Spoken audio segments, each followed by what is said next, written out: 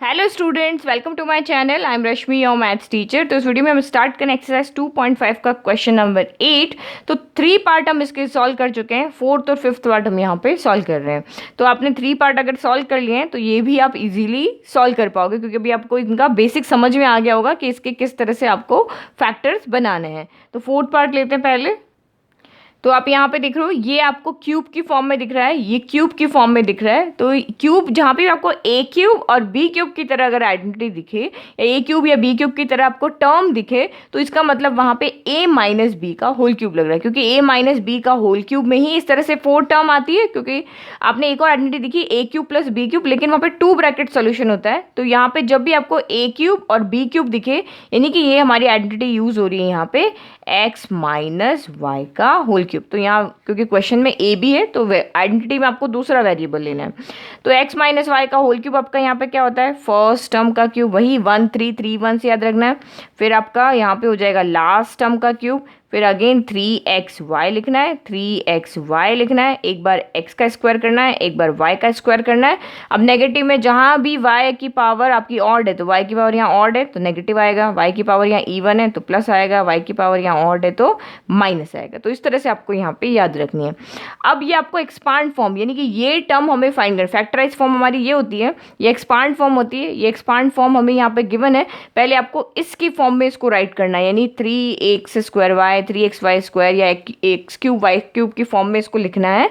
तो अब यहाँ पे देखो, सबसे पहली जो टर्म है आपका उसमें 64a क्यूब है, तो वेरिएबल तो क्यूब की फॉर्म में, बट 64 आपका वेरिएबल की फॉर्म में नहीं है।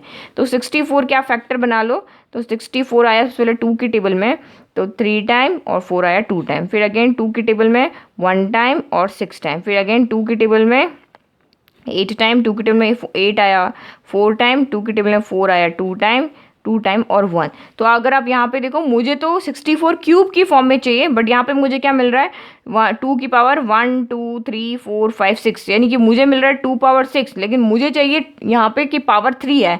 तो मैं यहाँ पे क्या करती हूँ, 2 2 की पैरिंग कर देती हूँ। पैरिंग करने से क्या हो गया, 2 इंटू 2 4 हो गया, 2 इंटू 2 4 हो गया, 2 इंटू 2 4 हो गया। अब ये क्या हो जाएगा, 4 इंटू 4 इंटू 4, तो बेस सेम पावर ऐड होती है ना, तो 1 प्लस 1 प्लस 1, यानी कि 4 की पावर यहाँ पे हो गया 3। तो मैं 64 को यहाँ लिख सकती हूँ 4 power 3 a cube, as it is. मैंने 27 आपको अभी समझाया था, 27 होता है 3 इंटू 3 इंटू 3, यानी कि 27 हो गया आपका 3 पावर 3, और ये हो गया बी क्यूब। अभी बाद वाली टर्म को हम कुछ नहीं कर रहे हैं, क्योंकि जब तक हमें ए बी नहीं मिल, यानी कि एक्स वाई सही से नहीं मिल जाते, यानी होल क्यूब की फॉर्म में, तब तक हम इनको नहीं लिखेंगे। 108 ए बी स्क्वायर हो गया। अब यहाँ पे जो आपकी पावर है उसको हम कॉमन लिख लेते हैं। कॉमन लिखने से हमें पता चल जाएगा कि ये हमारा एक्स है और ये हमारा यहाँ पे वाई। तो ये कॉमन लिख लिया। यहाँ से भी आप यहाँ पे 3b को बेस आपने अंदर ले लिया, पावर आपकी सेम है इसलिए हम इस तरह से बाहर लिख सकते हैं, ठीक है। फिर minus 144 a square b plus 108 a b square हो गया। अब आप यहाँ पे देखो, अब मुझे यहाँ पे मिल गया है ए 4a हो गया, यानी x मेरा 4a हो गया और y मेरा यहाँ पे 3b हो गया।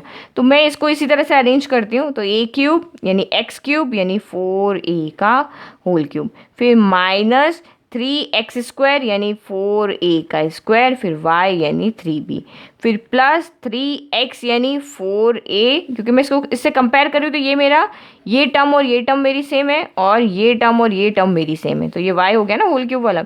तो ये आपका 3, फिर x की जगह 4a लिखा, y की जगह 3b का होल स्क्वायर लिखा, फिर माइनस y क्यूब यानी कि 3b का होल क्यूब हो गया। ओके, तो हमने इस फॉर्म में इसको अरेंज कर दिया, a cube minus 3a square b plus 3ab square minus 3b। अगर आप अब इसको कंपेयर करते हो, सेम हमने यहाँ पे इसके फॉर्म में लिख लिया है।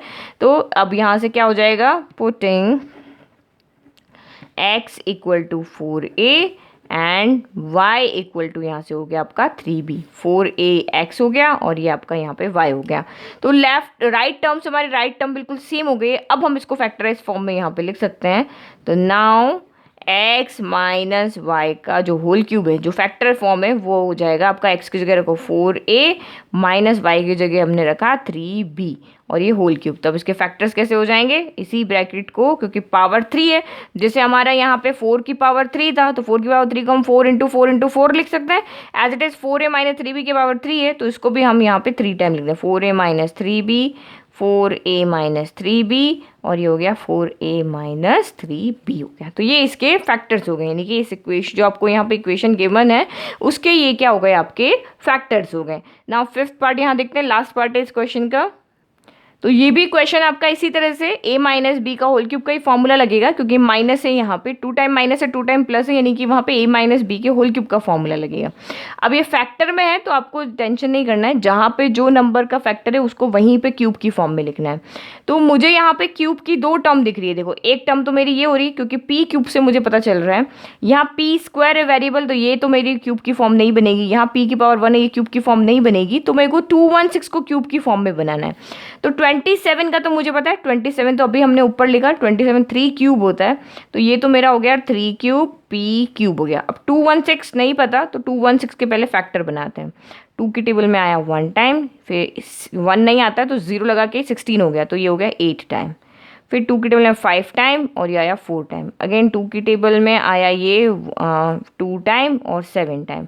अब आएगा 3 की टेबल में 9 टाइम, 3 की टेबल में 3 टाइम और 3 की टेबल में 1 टाइम। तो आगे अब मुझे यहाँ पे 216 क्यूब की फॉर्म में चाहिए, लेकिन मेरा यहाँ पे क्या आ रहा है, 2 3 टाइम आ रहा है, 3 2 टाइम, 3 भी 3 टाइम आ रहा है, तो 2 की पावर 3, 3 की पावर 3 आ रहा है। तो यहाँ पे देखो इस तरह से 2 की पावर 3 इंटू 3 की पावर 3 आ रहा है, तो दोनों की पावर यहाँ पे सेम है, तो मैं इस तरह से लिख सकती हूँ 2 इंटू 3 की पावर क्यूब, इस तरह से लिख सकते हैं, पावर कॉमन है तो हम बाहर ले सकते हैं।